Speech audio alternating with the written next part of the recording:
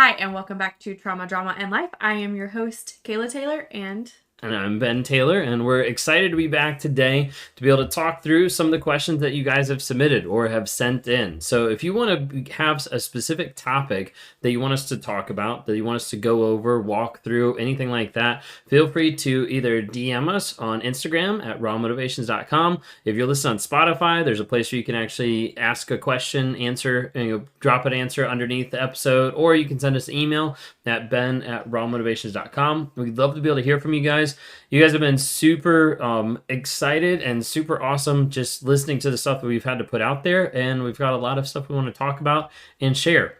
But we also want to hear from you guys as well of how we can keep improving and how we can keep working on the episodes as we continue moving forward. So one of the questions that came in the other day that we wanted to dive into a little bit was the question about me accusing my spouse, me accusing Kayla of different things in the relationship, and wanted to kind of dive into that. My first response was, I didn't accuse her of anything, because I was a perfect person, and she proceeded to say that wasn't true. I thought it was going to be a short episode, but needless to say, that's kind of the topic that we're going to dive into a little bit of in the relationship. What did I do? How did I accuse you of things?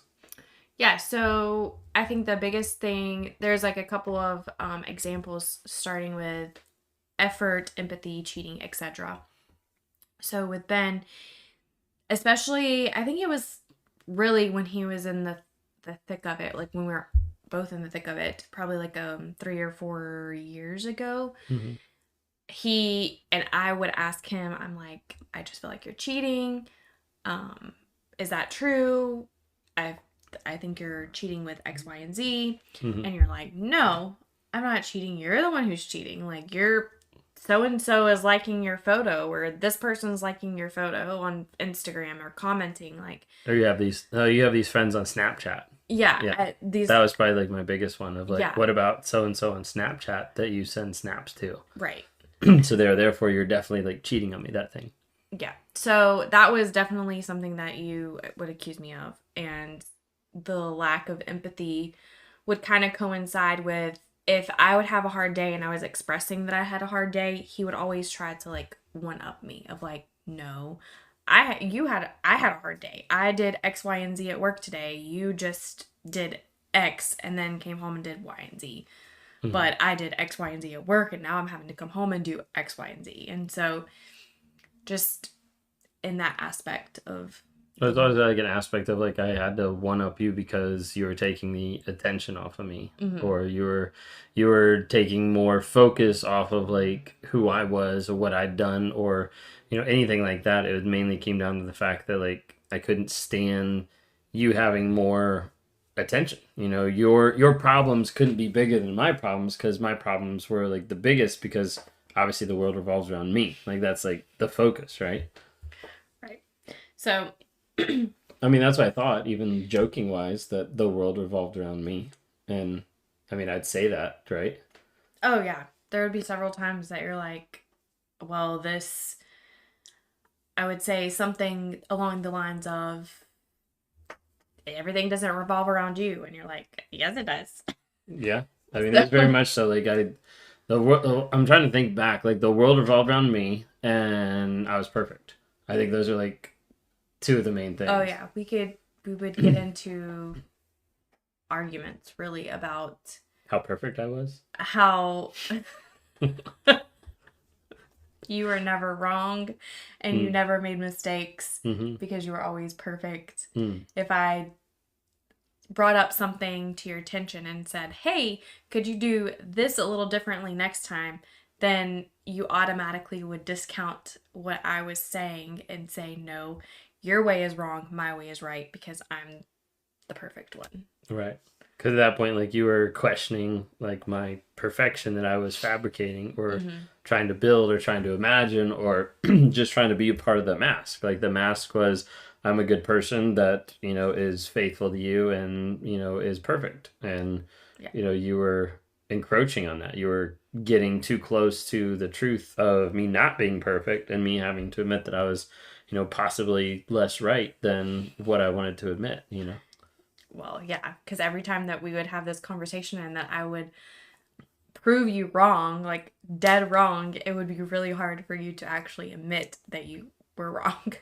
Yeah, I mean, off the top of my head, I don't remember many times that when you proved I was wrong, I ever admitted it. Maybe like a handful. You would say along the lines of, yeah, I was less right or something, but it was never, or I'd flip I it. was wrong. Or I'd flip it and say, like, that's what I said. Yeah. Then you would go to, like, gaslighting. And Right. I did that a decent amount of. You'd say, like, this cup is blue, and I'd be like, no, the cup is red. And then, like, when you finally prove me wrong, I'd be like, yeah, it's blue. That's what I said. And then I'd walk away. Because at that point, then I switched in my mind that I won the argument, even though I didn't win the argument. I had to come out on top. I had to come out in, like, the positive light. Yeah. So, that is for sure something that was a struggle. It's definitely better now. He has a newsflash. He's not perfect. Nobody's perfect. So if you're don't tell him that. Right. But yeah, so now it's a lot better when we have these discussions and I bring a point up and it's valid, then he's like, okay, I can see that. Like, I was wrong. And it's taken him a while to do that.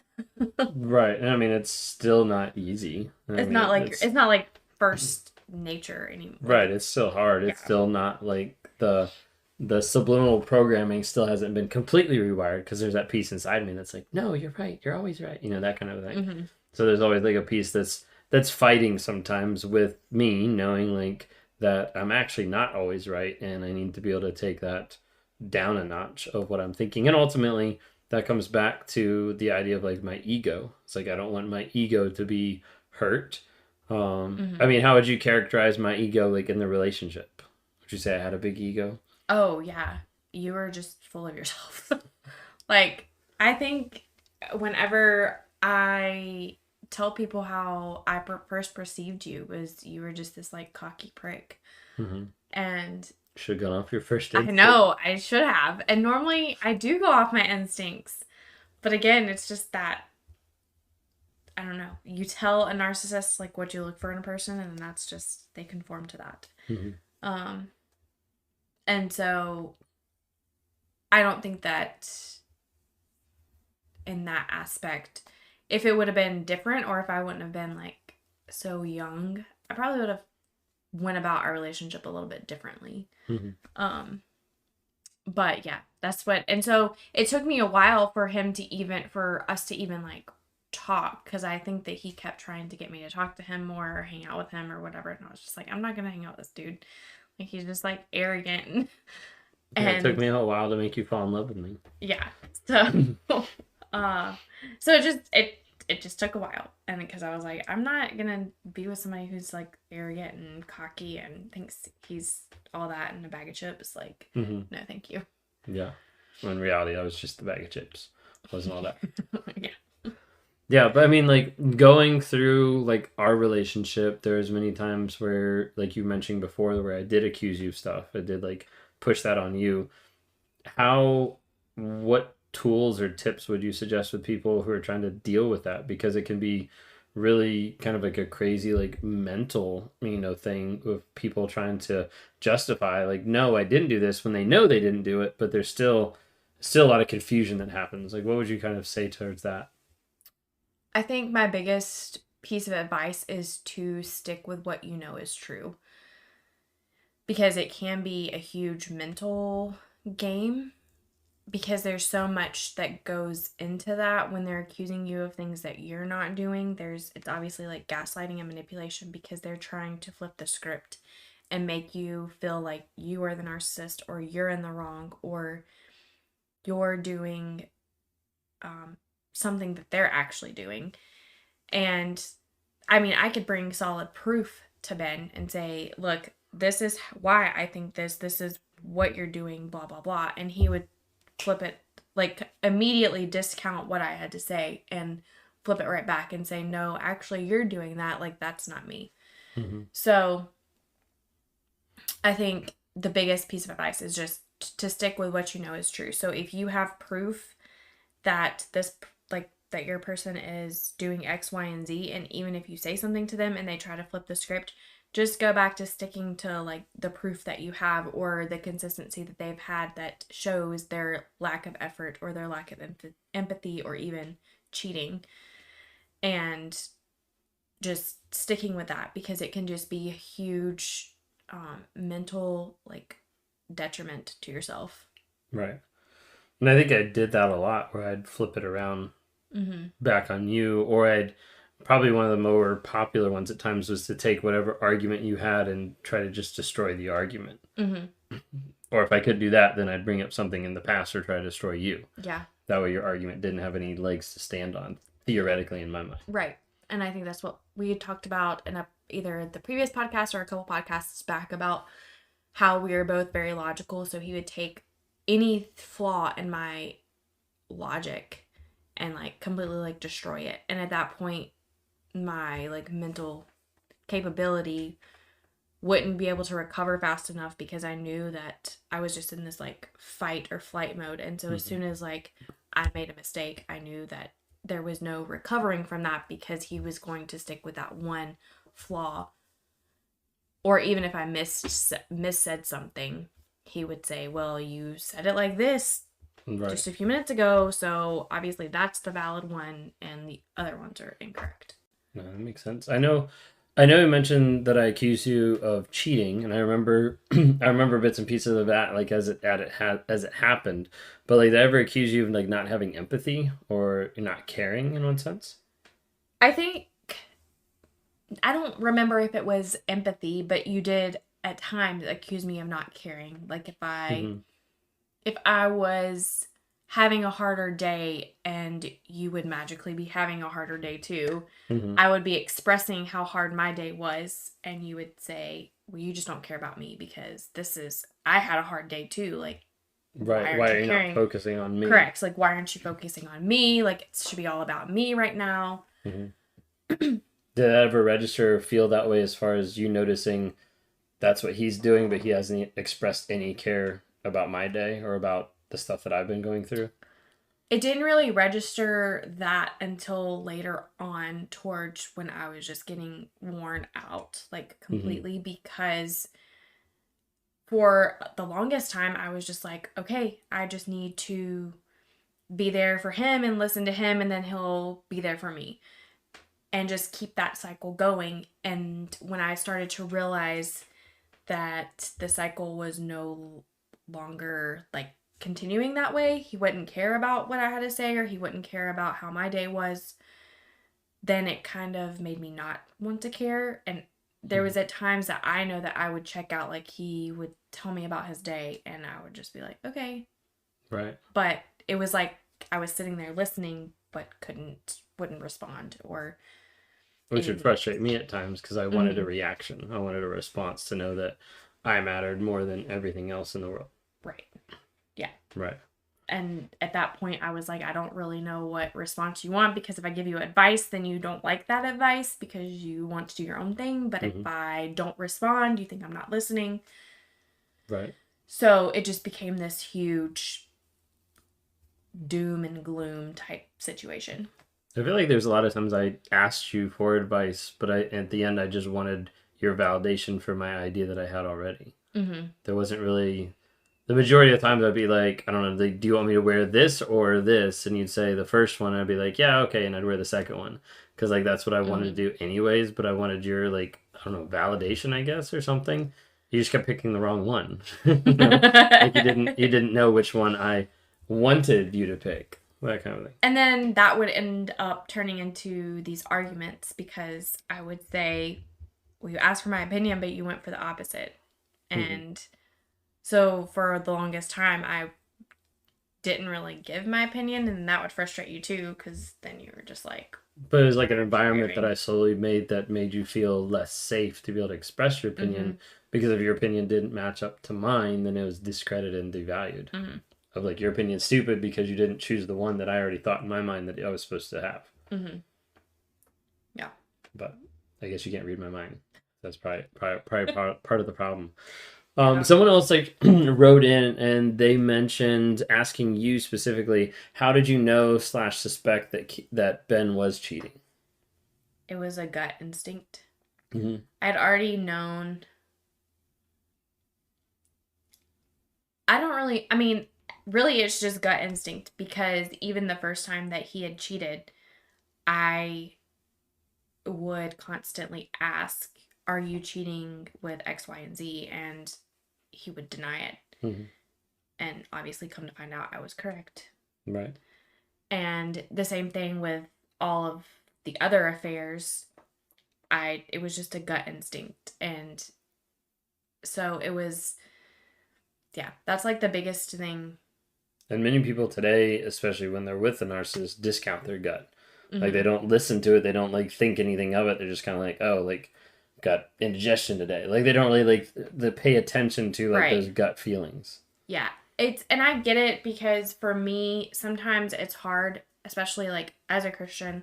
Like, I obviously have to check my gut, but also make sure that that's coming from God and not just like my own like personal like nature of just wanting it to be about me or Mm-hmm. whatever. And there was often times that I would discount my gut as well because he would sit there and deny it. And typically, when I would say something about it, he would love bomb basically for the next like 2 or 3 days and then make everything seem like it was okay, like we were Mm-hmm. fine, show affection to me, do whatever. And then it would just go back to normal. So Mm-hmm. it was the manipulation aspect of love bombing to try to get my mind off of that. So then in return, I would discount my gut feeling of like, okay, well, maybe I am wrong. Maybe he's not, but something just doesn't feel right. And then when I would find out, I would like get upset at myself because Mm-hmm. I'm like, I knew that this was happening. I knew it. I knew it. And so Right. What do you feel like you've done now to try to get to a place where you trust your gut more? I just trust my gut. Because the majority of the time, my gut is correct. And if it's not, there hasn't, it's not like it's like A big thing. a big situation or Mm-hmm. something that is going to be detrimental. I haven't had a gut feeling that he has cheated since I came back. And if I did have that gut feeling, I would probably, one, I would start making plans to leave. Mm-hmm. And two, I would be searching for the proof because I know that there would be proof because even though he was good at hiding things, there was still little flaws that I knew that I could catch. Right. It's just at that point with you being trauma bonded and me gaslighting and stuff I like that. didn't want to find the proof. Right. I had no, I didn't care to. Right. Which I think that brings out an interesting point that I don't think has been talked about of like people that they have that gut instinct, but they actually don't want to find the proof. Like, Mm-hmm. is that, would you say that's more of like a fear base of like, I'm afraid to find the proof of like what might actually come about? I think it depends on what the person is feeling. So for me, it was more of almost like a panic of if I find out, I know what I need to do. I know I would need to leave. But I still, for some reason, obviously it's trauma bonded, but I still see the good in him, which obviously at that point, what good was there? Right.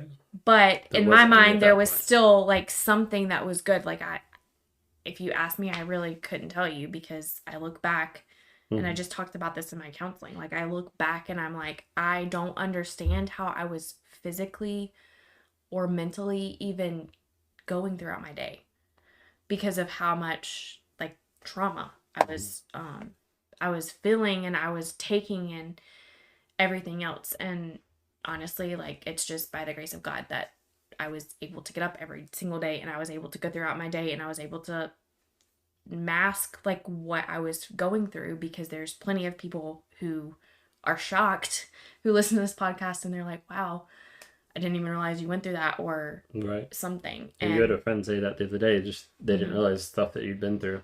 yeah. And now like looking back at that, I also in one sense I wish that I would have told more people, but this is also something when you're with a narcissist that you don't want to admit that there's something wrong. Mm-hmm. especially when it's like this serious or this big or Right. whatever. Which I definitely think we could probably make a whole podcast episode on that, as far as like the shame of admitting that you're with a narcissist, that, you know, it's actually awful and behind the scenes and nobody wants to actually admit that. Yeah, that could be a whole nother podcast because I could talk a lot about that. Okay. Well, we'll mark that down.